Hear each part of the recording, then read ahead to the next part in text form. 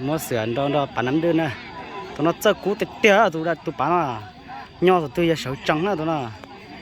thì xem cho nó ra sữa ít tê sẽ trong cha, sữa là có khá sẵn để thế, chế sữa giờ mà chọn đây rồi, chế ăn đó là trong sai sữa nào tụi nó, tụi bán nó cái tụi chơi cú tết tụi bán à, đó là chả tao là chế chỉ là đi đấy tụi kia à. Sai à, nó rất sữa là chúng nó chỉ hay là, giờ sữa đó trong sai sữa tụi nó, chọc lỗ,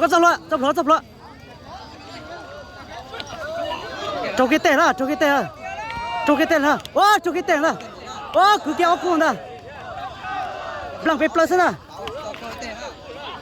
chọc cứ kéo cuồng gì nè, ô xe sao, ô tên gì kia thế nè, chúng gì kia, chọc cái tên gì thế nè, chọc phục là.